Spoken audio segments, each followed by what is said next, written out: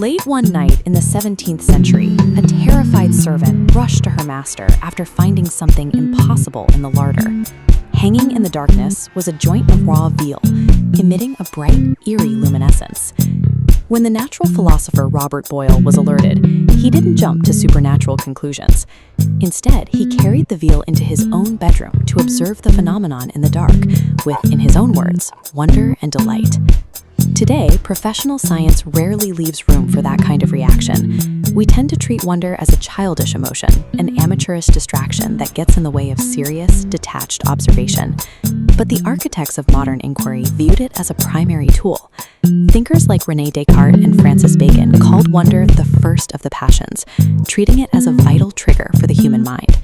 For centuries, human beings used this specific cognitive response to map the edge of their universe. Wonder marked the boundary between what they understood and what they didn't. Tracing what made our ancestors stop and stare, and noting whether they felt terror or joy when they did, gives us a precise record of how they constructed the world they lived in. For medieval scholars, geography dictated the rules of reality. The center of the world, Europe and the Mediterranean, ran on predictable, mundane laws. The further you traveled toward the margins, the more those laws began to fail. This is the Hereford map, drawn in the 1280s. The familiar, highly ordered territories sit safely near the middle.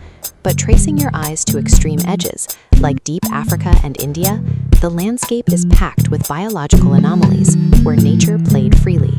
In the 8th century, writers isolated from these distant lands categorized the unknown through a lens of raw hostility. Texts like the Liber Monstrongum warned that these zones were home to man-eating hybrids and venomous serpents designed to provoke terror in the human race. Looking at the far right-hand strip of the Hereford map, you find human variations that mirrored these fears. Scribes warned of the cynocephaly, a race of dog-headed men, alongside the blemmies, who carried their faces on their chests. In an age where the unknown was synonymous with danger, these monsters acted as a biological wall. Early medieval scholars defined the limits of human knowledge through descriptions of predators that would eat a traveler raw. That defensive posture finally cracked in the 13th and 14th centuries. After military attempts to conquer the East failed, the establishment of the Mongol peace across Asia offered a different kind of entry. Europe redirected its energy toward commerce. Overland access became the new priority, creating massive, lucrative trade routes that prioritized profit over paranoia.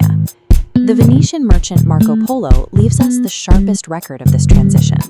When he traveled to Asia in the late 1200s, his economic motives required an entirely different vocabulary for the unknown. Polo replaced the tales of man-eating hybrids with extensive notes on dazzling wildlife. He looked at the margins of the world and saw commodities rather than killers. He reported finding snow-white parrots with scarlet beaks and entirely black lions. The foreign margins of the earth were no longer portrayed as grotesque threats. They were vibrant, beautiful, and most importantly, valuable. As these goods arrived in European ports, the abstract stories of the East were replaced by the sensory reality of the marketplace. People could finally see the vibrant colors and smell the aromatic spices they had previously only read about in frightening manuscripts. Economic access changed the psychological experience of wonder. As the unknown became a source of profit, the old paranoid dread turned into a ravenous curiosity for the rare and the beautiful. The 13th century philosopher Gervase of Tilbury recognized that wonder is a subjective experience. He argued that the emotion changes depending on the person who feels it. This illustrates Gervase's formula. To feel wonder, two conditions must be met. The object must be rare, and the cause unexplained. But if you interact with that same bizarre object every day, the wonder instantly vanishes.